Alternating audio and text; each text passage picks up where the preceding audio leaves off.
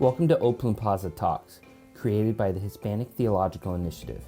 Each episode focuses on a topic that matters to you, whether you're in the field, the academy, or the clergy.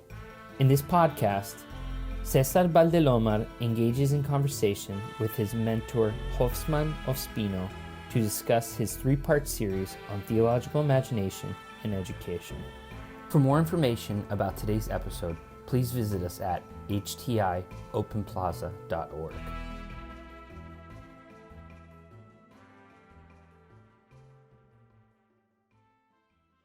Hello, friends. My name is Hosffman Ospino, and I am an associate professor of practical theology and religious education at Boston College School of Theology and Ministry, where I also have the privilege of serving as the chairperson of the Department of Religious Education and Pastoral Ministry. Today, I am privileged to join this conversation with a good friend who also happens to be my advisee, in the doctoral program that we have in theology and education at Boston College, César Baldelomar. César Baldelomar hails to the Boston area from Miami, where he grew up, although he has profound roots, cultural, and through his family in Nicaragua. César is working on an amazing project, which I think, is a project that not only builds upon some of the major insights and methodological commitments of U.S. Latinx theology, for the last half a century, but my sense is that César is bound to take this project a step forward. And that's what all generations of theologians do in one way or another. We build, we stand on the shoulders of giants, those who preceded us, the people who went through struggles, the people who went to, who addressed questions that were not being asked at a particular time in history. And they asked them in light of their contexts, and the possibilities. The questions that, Justo González or Virgilio Elizondo, Ada Maria Isasi Diaz, and many other scholars in the Latinx theological world in the United States asked in the 1970s were actually possible because of the 1970s and the 1980s. So now we are entering the third decade of the 21st century, in which we are at a different socioeconomic, cultural, political context. Intellectually, we know Latino communities and Latino scholars, Latina scholars are perhaps, at a much different location and place compared to what our predecessors were. Our roles in universities, in theologians, the work that the Hispanic Theological Initiative has done over the years is just simply fascinating. And with that in mind, then let me just welcome César, and we're going to talk about a project in which he has been engaged, recently, and a project that he is calling towards a critical theological imagination. And I'm actually excited about hearing more about this. So César, how are you doing today? I'm doing well, and thank you, Professor Ospino, for hosting this, and to HTI as well for facilitating the conversation. It's really a pleasure to be here and an honor to be here. Wonderful. Well, let me start with an easy question before we go into the nitty-gritty of this theological imagination, reimagining this, the way we do theology and the contexts within which that happens. But I know that, you have degrees in education, you are an attorney as well. And how did you end up in theology? I mean, tell us a little bit about that transition, and what's the passion, what burns in you that led you to theology? So theology has always been a passion. Actually, it was the first passion, the first academic passion, I would say. And it's funny how I got there, because during elementary school and middle school, the religion classes really didn't appeal to me as much. So I thought that the stories they were telling were kind of fantastical. They didn't apply. And just I felt the way that theological education was being conveyed, or religious education was being conveyed to me, it was just not appealing, right? It wasn't in a, it was too, I would say, puerile, too childish. But then once I got into high school, I met these two theology teachers, and they really sparked my interest in theology, specifically social ethics. So when they started connecting it to social justice, that's when that spark went off, right, for theological education. Then I went off to college and met a couple mentors there who continued that passion and really got into more of the nitty gritty of theological reflection and imagination. So that's where I would say really took off. It was my late high school years and my early college years. Then after that is when I pursued my master's degree at HDS, at Harvard Divinity School in Religion, Ethics, and Politics. And that just continued again to feed this love for theology. However, at that point, I realized how fragile the theological enterprise is. And by fragile, I mean the imagination from which it comes, right? Tended to be a very Eurocentric, Euro-American perspective. And so therefore, I felt I needed to take a break from theology at that point and kind of examine other disciplines and see what other disciplines are doing, just to see what epistemology, for example, is all about and how that relates to the theological enterprise. So I would say that desire first started for an interest in justice, social justice. The best of Martin Luther King, that theological tradition, James Cone. So I would really say that that's what sparked it. And it goes all the way back to Jesus. Right? Mhm. What would Jesus do? And I would take that in a very prophetic and real sense of what would Jesus do, especially in times of oppression, in times of tumultuous political upheaval as we're experiencing now. What would Jesus do? And this upending the system is what always interested me. So I would say that's my desire. It's really to reconceive the Mhm. system, the political system, the social system, and even the religious system that we live in. Wonderful. Well, so you wrote three essays, or actually a three-part essay for Open Plaza, which is an initiative of the HTI. And in your second essay, I was taken, and I think that this could be the best entry point for perhaps for our conversation.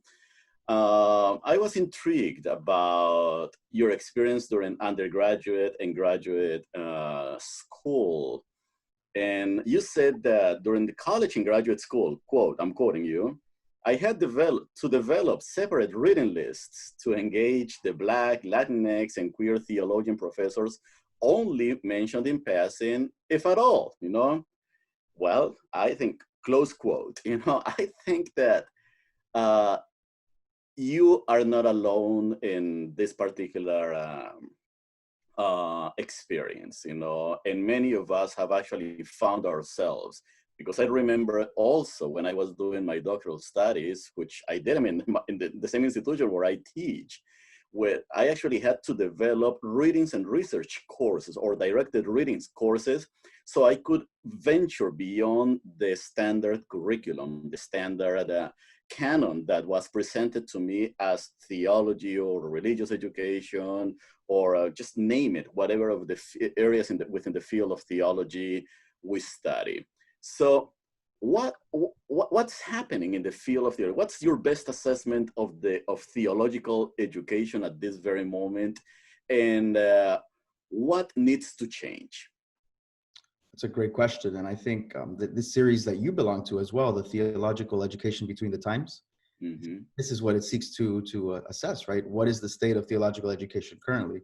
And the first book in that series by Willie James Jennings, I think it's called Beyond Whiteness, is profound when it comes to this question of the syllabus, right, itself. Let's start there, right? This is why I approach things through fragments, right? And what David Tracy now calls frag events. I think that's a much more honest, much more appropriate way to assess knowledge, right? We know that all knowledge is fragmentary. We know that we don't have the whole picture. And that goes for the sciences, the humanities, and all the disciplines within both. So I think it's an honest approach to just say, we'll never know the extent of even one tradition, right? Let's say the Christian tradition, for example. And by pointing out to students that a syllabus is a selection, and a political selection at that, right, is always a very good and honest beginning. And I think students, especially students of color who see that their sources, right, their predecessors in theological meaning making are not included, for example, in a syllabus, or as I said, they're included in passing. For a professor to say upfront, and I've only had, I think, 2 professors say that, right, including Mark Jordan at HDS, who would say, this is a limited amount, this is only a selection, and this is my selection, is a very good way to start developing your own reading list, your own parallel reading list. And usually professors will support that. But I think, again, it goes back to fragments. It's all fragmentary knowledge, fragmentary evidence. And so it's important to acknowledge that it's arbitrary, in a sense, the way that people piece together these fragments in order for some desired outcome, right? Whether it's in a course or in your theological formation. So that's the way I approach it. It's through fragments, and I put my own fragments into play here by developing these parallel reading lists. Yeah, I mean, I agree with you. There is no doubt in many ways.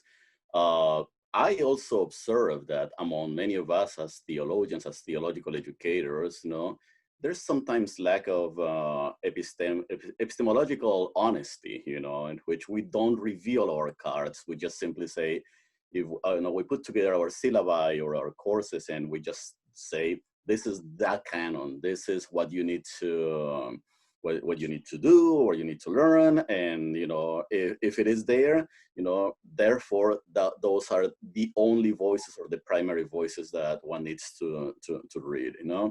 But I'm gonna go between the practical and the theoretical here, Cesar, and so let's be honest. A professor has 14-15 weeks, in a graduate course. And if you're lucky, you get to meet with your students for 3 hours each time. And so that will be a total of 45 hours of conversation contact. So we don't have much of a chance to, expand and to read everybody we need to read, or to study everybody we need to study. So what's your proposal? What's your call here? How do we enter into this conversation? Because on the one hand, you call for a deconstruction of the way we theologize and actually teach theology, but on the other, you seem to be holding on to that tradition. I'm glad that you say I'm not ready to throw the baby with the bathwater. So I see here a dilemma, that we all have.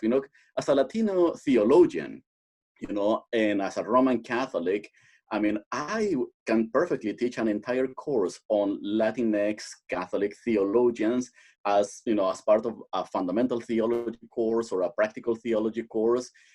But then I would be robbing my students from other perspectives at the same time, So how do we enter into this dialogue?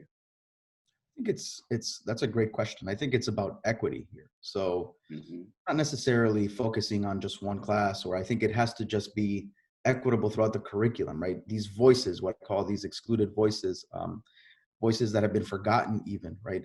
I think it's important to reimagine what, for example, an indigenous person in the 16th century would be thinking, right, with this, colonial kind of, takeover, right? So I think it's important to have this imagination always at play. And that's why I like the work of sociologist Boaventura de Sousa Santos. He has a book titled The End of the Cognitive Empire. And there he has a famous quote. I think it's a nice quote. He says, imagination of the end is being corrupted by the end of imagination. And what he proposes with this quote is that basically capitalism, as well as colonialism's ultimate victory, is our inability to see the end of these two systems, right? So it's this constant, just we have to buy what they're saying. We have to, try to improve society, but it's always a capitalist society that we have to improve, right? What I'm after is let's reimagine the whole thing without, as you said, throwing out the bases, right, from where it comes from, because that's also impractical. And by throwing out the baby with the bathwater, you're really giving religion and theological education over to those who have, buttressed the field up to this point anyways. Right? So I think it's important for Latinx peoples, queer peoples, Black peoples to make this contribution, right, to theological education, because it will enhance, right, these fragments that we already have, rather than a retrieval, right? So the question is, where do these fragments come from? And then people say, well, let's retrieve it from, an overall Greek tradition or Roman tradition. And I'm saying, no, these fragments are all pieces. They've always been pieces. So my thinking is, moving forward, let's enhance these pieces by adding other voices to it, other fragments, right? And so what we come up with is a beautiful bricolage at the end of different voices that will speak to different people at different places and different times, rather than proposing one universal point of view, right? So that's the way I see it. And in terms of practice in the classroom, I'm totally with you. Right now I'm teaching a couple courses, ethics, religion, and international politics. And there's so much in that survey course to discuss, right? So yes, time constraint is an issue, but by introducing little seeds and nuggets here and there, right, students will be curious and develop their own reading list on the side. So I think this is why it's important.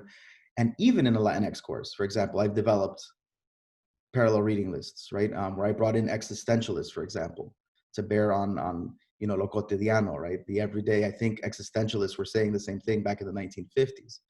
Nausea by Jean-Paul Sartre, right, is about that. It's about the everyday existence and somebody documenting their every feeling and experience. So I think that's key, is to bring in different perspectives and not narrow your own epistemological lens, because then that would deny, right, the argument, that would counter the argument that I'm trying to make, which is we can enhance the conversation by adding multiple fragments rather than one fragmentary tradition. Okay, I'm intrigued by that. And before I return to the question of fragments, and I know that you are heavily influenced by Catholic theologian David Tracy, and particularly in his recent work, which you have reviewed as well.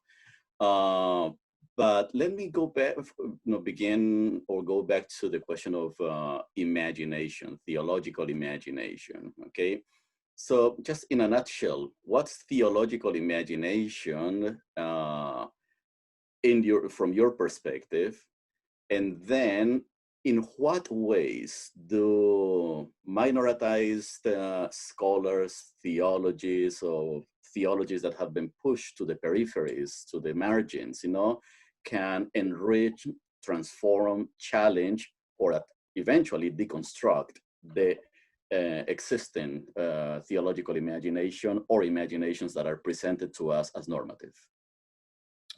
That's a great question. And again, a lot to think about there.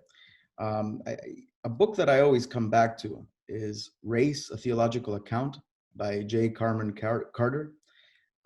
And he has a quote here that always speaks to me. He says, quote, "What does it mean to speak with theological imagination from within, right, a life of death, a life of struggle, rather than in scholastic universities, right, and out of the disposition of scholastic reason in the mode of the religious," right? So this is, and end quote. So this for me is key, right? And this is where I bring in queer voices, specifically Marcella Althus-Reed, who challenges us to think about theology outside of the academic space, right? So she asks, for example, should a woman keep her pants on in the streets or not? These are the questions she's asking, right, in Indecent Theology as her starting point. So I think where the questions we ask and also the spaces from which we do theology, those things matter, right? And that's all part of our embodiment. And what I've seen in theological education is kind of, as much as we talk about the body, or as much as Catholic theologians, Christian theologians talk about the body, it seems to be disembodied in terms of its teaching, in terms of its message. So in a classroom, for example, how long do we have to sit in a classroom and kind of domesticate our bodies, discipline our bodies, right, to be able to listen? Where in other traditions, the Buddhist tradition, people are moving around, they're walking, they're sitting outside, in order to transmit a teaching, right? So it goes just to even the fundamental question of where we are discussing this, right? Is it in the hallowed halls of academia? Is it at a conference? Or is it in the streets, as Marcella Althus-Reed would say? So for me, the epistemological underpinning of this is deeply and profoundly an experience. And it should always come back to an experience. And again, this is where adding the voices comes in handy. The richest theological discussions I've been in have actually been with people who are not theologians, and to hear about their particular experiences and to hear how they tie it to wider structures, that to me is more instructive sometimes, right, than being in a classroom reading, for example, Charles Taylor and, you know, his disembodied way of approaching religion and philosophy. So I think this is where we theologians, especially theologians who know that street knowledge, for example, is as powerful as book knowledge, need to kind of wed the two, right, and say experience matters, and people's reflections of that matter, and the questions that we're starting from matter, right? So I take all these things into account whenever I am reading anything, whenever I'm trying to write an essay, whenever I'm trying to have a theological discussion, or even just a discussion of any sort. It's just taking people's experiences and backgrounds into account and cherishing their experiences and backgrounds without trying to theologize them, you know, without trying to categorize them, without trying to understand and fully grasp them. You know, so that's why I like Mayra Rivera, what she says about transcendence, that you'll never fully know the other, right? The other remains transcendent. And that is an expression of the divine, the other's ungraspable nature. And so ultimately, I think in theology, we should do less God talk. Mm-hmm. We should remain, you know, open, and we should allow kind of that apophatic tradition, right, that is rich in the Christian tradition as well as the Buddhist tradition, to come through. Okay. And shine through, rather than trying to always categorize, trying to describe, and thus trying to know and master. What fragments or elements of the Latinx Black experience would you highlight that would serve this particular project? From the Latinx experience, as you said, right, we're standing on the shoulders of giants. So you and I did a course, you know, this summer on Latinx theology, where I got to explore many theologians in depth. I would say that the singular most important contribution of both Black theologians such as James Cone and Latinx theologians such as Maria Isasi Diaz is, again, this focus on the everyday, right, as not a fetish, not a you know, romanticized beautiful thing, but the reality of struggle, right, and that struggle shapes theological reflection in turn. So again, rather than developing theological knowledge within a classroom, within academia, what these scholars have constantly pointed to is we need to pay attention to the excluded, right? And then the best of liberation theology also says this. Mm-hmm. We need to pay attention to those voices who have been silenced, voices who have been excluded from the dominant discourse, voices who have been told your imagination does not count. And this is why, to me, imagination is so important. When people start realizing that everything comes from someone's imagination or a community's collective imagination, then that jolts their own imagination. And I've seen this in my students. When students, for example, when we debunk the kind of transcendence of human rights, let's say, right? Of course, I believe in human rights, but that's not the point. The point is to put it down from its pedestal, from its perch, right? And say, no, this is an idea that has also been developed through historical processes, and it's been imagined by communities and by people.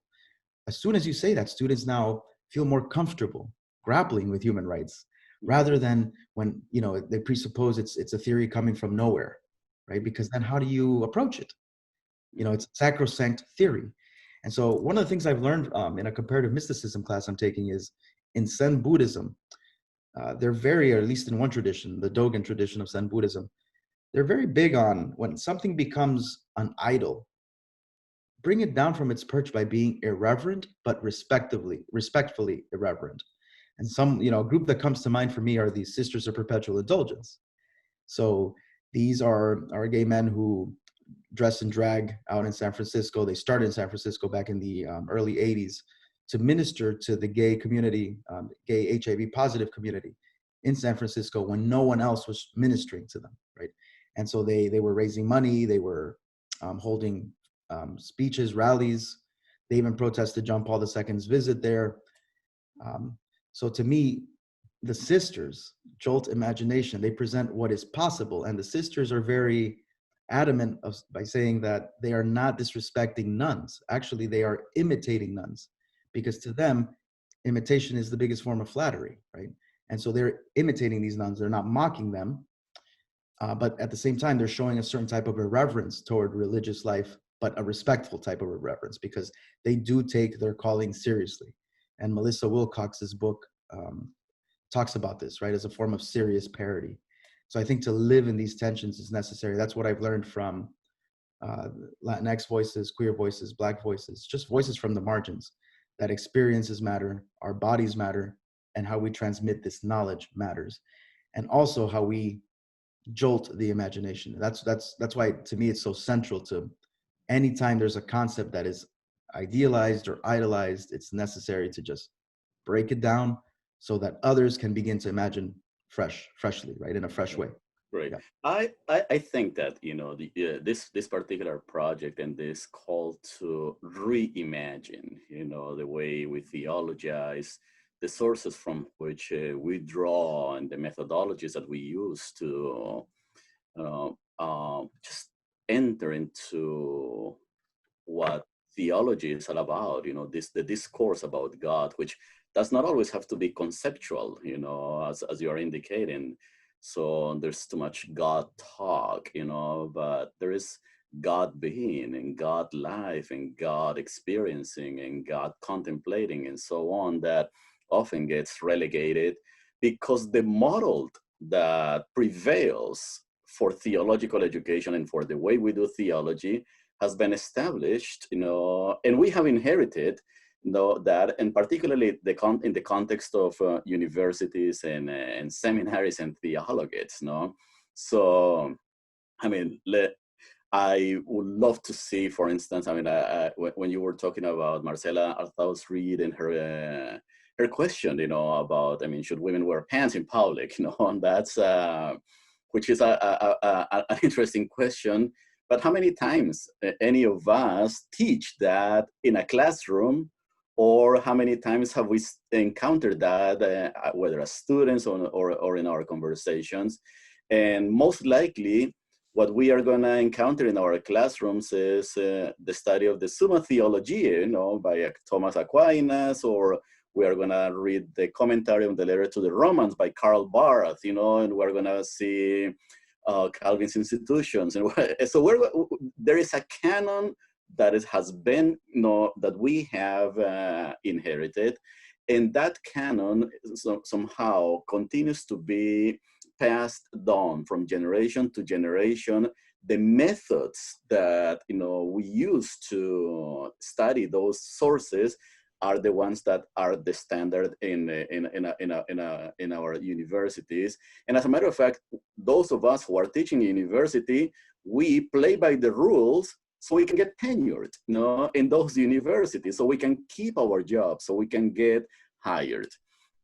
In your essay number 3, you know, or the third part of your essay, you began with some interesting statistics about, I mean, who's teaching theology, who's studying theology, who's getting the degrees in theology in the United States of America, you know?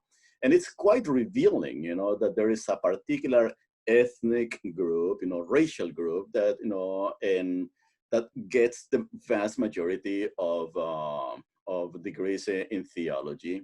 And we also know that no, these questions, these fragments, these ways of reimagining theology, you know, from the Latinx community, from the queer community, from the Black community, Asian communities, Native American communities, and many others. No, it is the scholars from these communities that are more likely to lift up those fragments, you know, and yet their numbers are so small in the universities and theologians and seminaries, you know. So we're faced here with a big, you know, big gap, you know, that those who are bringing these new novel ways of doing theology, you know, or reimagining theology, are not necessarily making it to and within the structures that exist to do theology, and particularly in the United States of America. So where do we go from here then? I mean, we still have the holy grail of master's degrees and the holy grail of the PhD, and these become the holy grails for the study of theology. But most likely the theology that you are describing, that may actually challenge the entire theological apparatus and religious apparatus of our traditions, is not happening in these universities, but most likely it's happening in bars or hospitals. It's happening in neighborhoods. It's happening in homes. It's happening through community organizing. So what do we do with the huge gap that exists in between? So thank you for that question. I think the problem here is that universities have been undergoing changes, rapid changes over the last 25 years or so. And that includes changes to the hierarchy of knowledge, right? As we know, theology and philosophy, specifically theology, was the queen of the sciences, so-called, at one point privileged during the Middle Ages and well into the Renaissance. But now we see a privileging of STEM, and that's not necessarily a bad thing. I mean, we need the STEM disciplines. We need people in math, we need people in science, we need people in engineering, and we need them to move forward right in society. But the problem is that, and this is the paradox here, at a time when we have more people of color, more queer voices coming into the humanities, at precisely this time when you have all these voices coming in is when funding is being cut from the humanities, right? So that's where I find it problematic. But that just pushes us to find other spaces for, to contribute, right, to the richness of theological knowledge, the richness of the English discipline, the richness of history. We need to find parallel structures and universities that are willing to support this. So I'm not willing to give up yet on universities either. That being said, I think we as a community, people of color specifically, need to be strategic in how we approach universities, right? So I think, for example, just a theology degree these days will not cut it, right? So this is where opening up imaginations of what's possible becomes essential, especially for students, where we need to tell students, hey, if you want to become a theologian, you can become a rich theologian not rich in terms of wealth, you can become a rich theologian in terms of knowledge, epistemology, by exploring other disciplines, and I see you doing this with sociology, for example, the use of statistics. There's different ways to be a theologian, right? And that's where imagination comes in. It's no longer the theologians of the 1920s and 30s who are just theorizing, right? Now people are looking for, how does this apply in practice? And in a way, theology has always been a practical enterprise, even with all its theory. So sometimes practical theology is kind of a misnomer to me. I see all theology as essentially practical, even the very theoretical theology, because it will contribute in some way, shape, or form later on to something. So I think it's important to just be aware that universities are undergoing rapid changes and that theology and schools of theology are never going to be the same. And that might not be a bad thing. It might force us to reconsider how to teach it, to reconsider how to package it to the public. And I see you doing this with your work.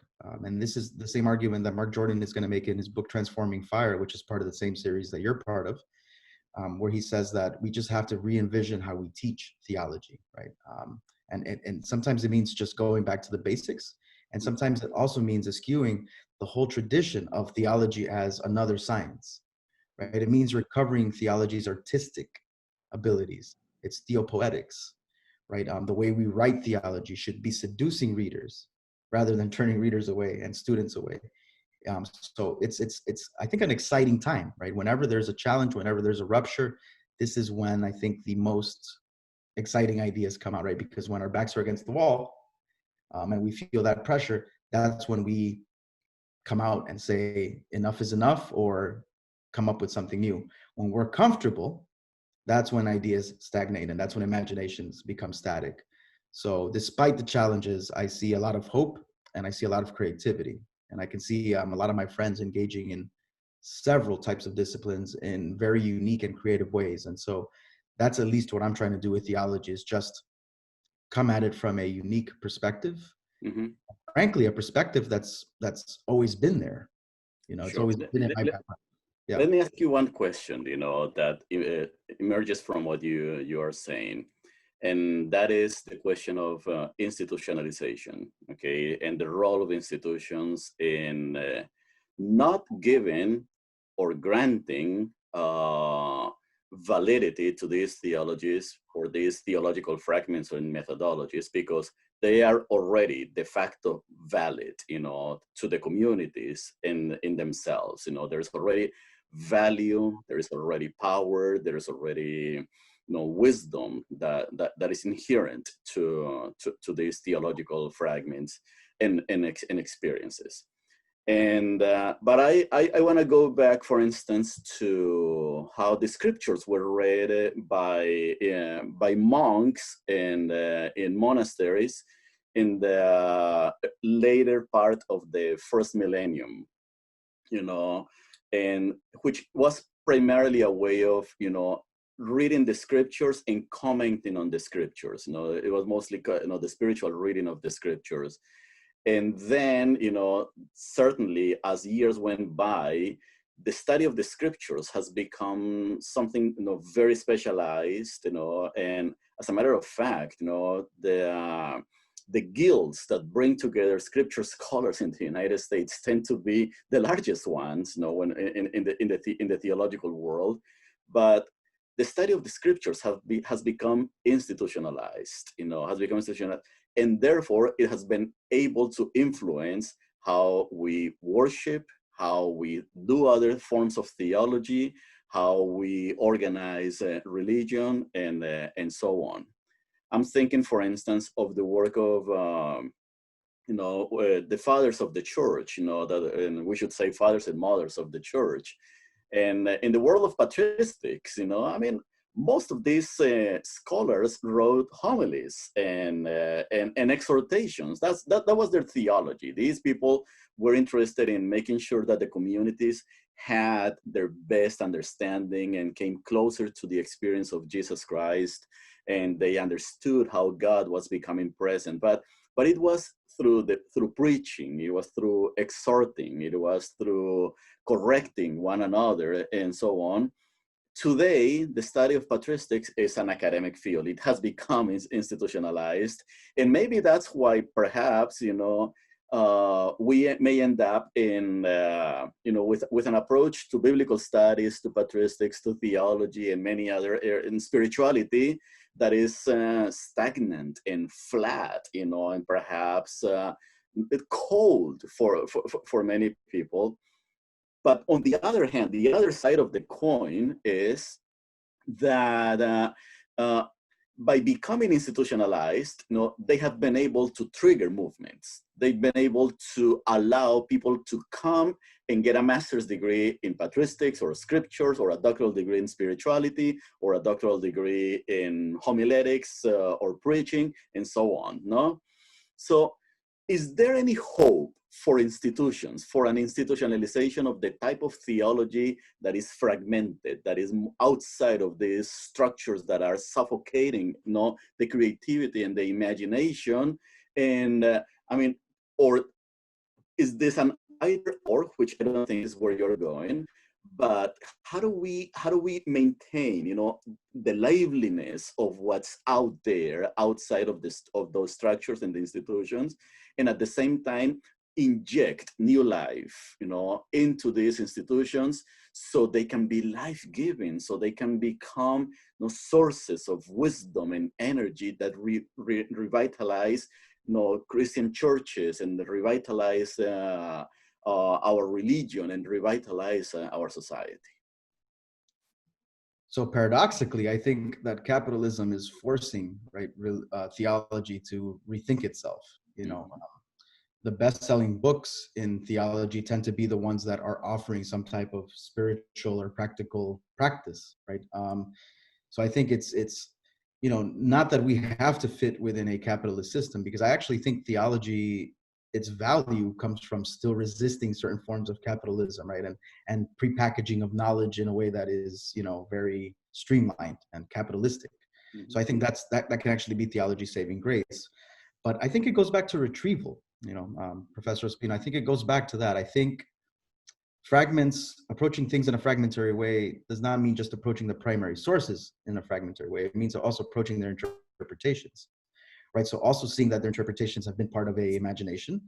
And so it's okay to come at it from a different type of interpretation, perhaps one not offered. And sometimes that is done through retrieval.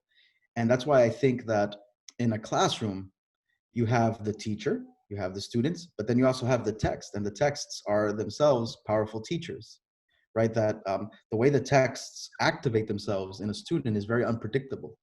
And that's where I think the power can come from the unpredictability of a text to spark a student's imagination. The text can be dangerous in a way, right? Because how a text speaks to a certain student cannot be controlled even by a teacher, right? So I think that's where the hope is in approaching fragments from a different perspective. I also see hope in going back to Jesus, right? And his message of dying, his life, dying, his resurrection. I see that if we can take that metaphorically to the academic discipline and say theologians and thinkers in general should be undergoing constant epistemic deaths and resurrections, right? So whenever we feel comfortable with something, whenever we feel like, again, we have it down packed or we have it idealized or idolized, that's when it's time to say, we need to think about this again, because complacency becomes very dangerous, right? The book of Revelation tells us that, there is no place for complacency. So to constantly be reevaluating these sources and their interpretations, I think is the most crucial aspect of theology, right? As a hermeneutical discipline, because ultimately that's what I see theology as. It's a hermeneutical discipline. It's how do we interpret primary sources? How do we interpret experience? How do we interpret secondary sources? And how do we interpret our own lives in that context, right? So that, and the latter, that's where I see the Latinx, queer, and Black theologians making such a great contribution, is it's okay to reflect on the self vis-a-vis the institution and the documents and the tradition. It's okay to say, we have a voice, our voice has been excluded, and this is where we're going to jump into the conversation and add to the conversation. Wonderful, wonderful.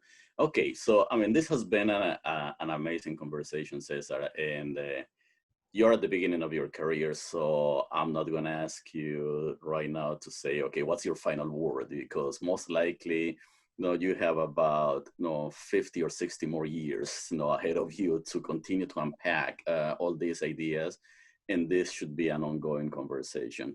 So let me just ask you, just to conclude briefly, two authors that you are reading right now that are helping you to keep this project moving forward. Currently, I'm reading Sartre. I'm reading a lot of his work, and also reading mystics. I've been reading a lot of mystics lately. So Marguerite Porete is an example of someone that I've been drawn to. Her book called Mirror of Simple Souls, I think it's called. Mm-hmm. That book to me has been very instrumental. And I'm also reading Afro-Pessimist right now. So Frank Wilderson III's book, Afro-Pessimism, has been very crucial to my work lately. And just, I'm reading it as a form of self-reflection and spiritual reflection. So I would say those are the three authors. And in terms of a final word, I don't think I'll ever have a final word.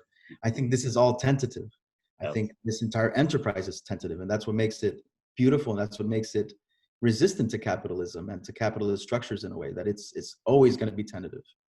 Okay, and my last question is, one spiritual practice that keeps you sane as a theologian and as an academic?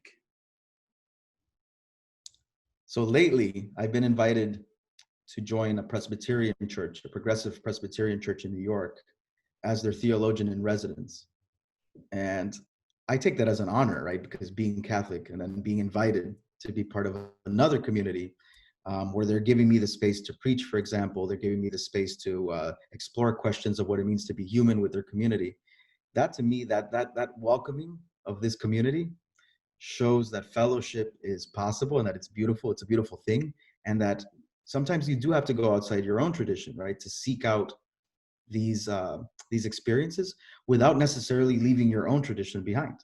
So that's where I find the power. But in terms of a spiritual practice, just walking in the woods, walking around in the city, mindful always of what I'm doing, right?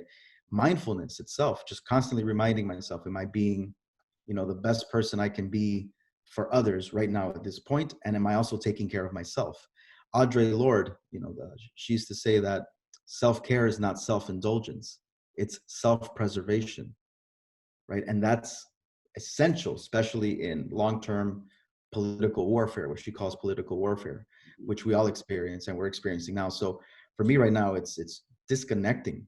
Sometimes I need to turn off the news. I need to turn off my phone, my computer, and just embrace nature again, right?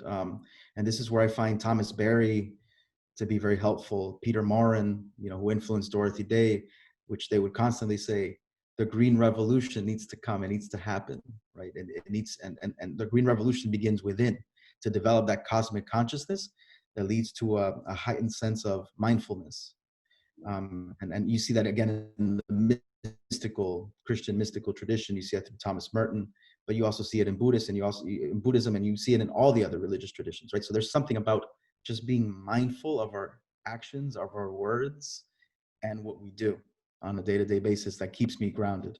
Lovely. Well, this has been, again, an enriching conversation, and thank you for your scholarship. Thank you for thinking about these matters, for building, upon these elements of the tradition that we have inherited, and developing a project, because that's what I see you doing. You got a project in your hands that is an ongoing project, it's a lifetime project. And I'm pretty sure that many of the people listening to this podcast or reading, the articles that you put together actually will also embrace one way or another. So I wanna thank you, Cesar. Godspeed in your studies and the work that you are doing. I look forward to reading more about what you're doing. Thank you for writing those three-part article that you did for Open Plaza. And I want to also thank our colleagues at the Hispanic Theological Initiative, HTI, for not only inviting us into this conversation, but also for all your efforts to support Latinx theological scholars, and for literally, forming, shaping, supporting the next generation of theologians in the United States of America, who are precisely doing what Cesar has been discussing in this dialogue. So God bless you all. Thank you, and I look forward to the next time we get to engage in this dialogue, in this conversation. Thank you so much, and thank you also for opening these spaces, right? Because I think this is what's essential to mentoring, are opening these spaces, and you've done that for me, and HTI has done that also to put out, my thoughts out there. So it's again, how do we open these parallel spaces is essential, and how do we find mentoring within the institutions? These are perennial questions and part of theological education. So thank you so much.